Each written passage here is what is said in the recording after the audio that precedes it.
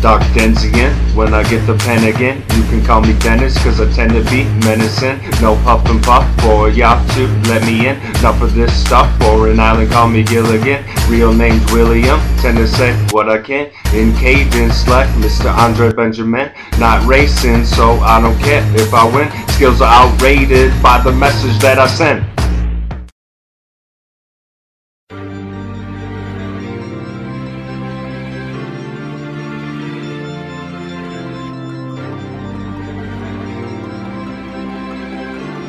Freedom is inherent, not just as Americans or anything like that, but as human beings. And then we have to decide what to do with that freedom. And also be informed enough to make a good decision with that freedom. So here's a little topic I wanted to talk about. Here goes.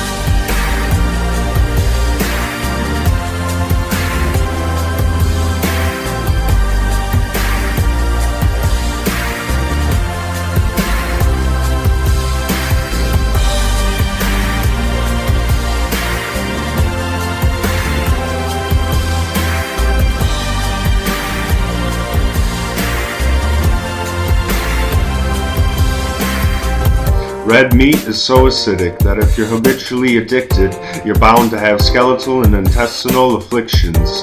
It's sweet for the gimmick of drug company logistics, who will fix the symptoms of the sickness with expensive prescriptions, and the profit motive is fueling the whole system.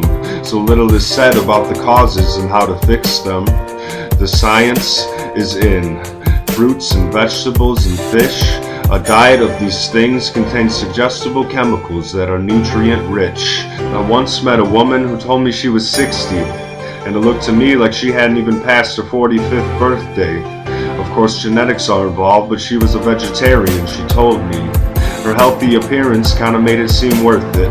Plus you get what you pay for, and the dollar menu purchase is not even made of real meat. It's so processed and stepped on I almost wouldn't want to see everything that makes up our everyday meat. Like I said, the profit motive runs it, so the industry wants it made cheap, efficient, fast, and tons of it. And this is the shit they're putting in school lunches. Add to that, almost all of our food contains chemicals and preservatives never naturally intended for me and you. Potassium sorbate, modified cornstarch, not to mention all the hormones in meat before it even starts. Manipulated chickens to make their breasts huge. Manipulated cows to produce extra milk too. Dude, the way they live their lives isn't even natural. Locked up in small spaces, chickens in cages, not to mention they've been mutilated and fed shit so they live, grow, and die quickly. Most of them have diseases too, it's actually sickening.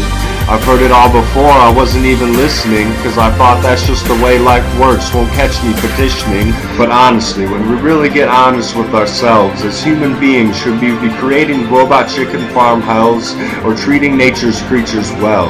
The answer seems like it's clear, and this is the same way we've been treating animals for years, like they are below us and not worth our respect, subjecting them to extinction plus scientific tests, in which they expose them to chemicals and all kinds of torture, so some drug company's lipstick or shampoo can hit the shelves first. I remember I had a friend when I was young. His family had a guinea pig. They would spray air freshener in its cage so it wouldn't stink, and eventually its eyes were burned and turned pink.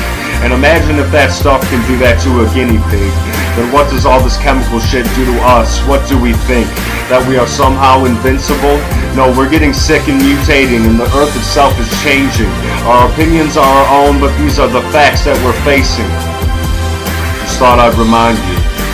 And maybe if we don't push this shit way into the back of our minds, we can do something new. Create a new thing, a new way to live our lives. Individually, and then all together.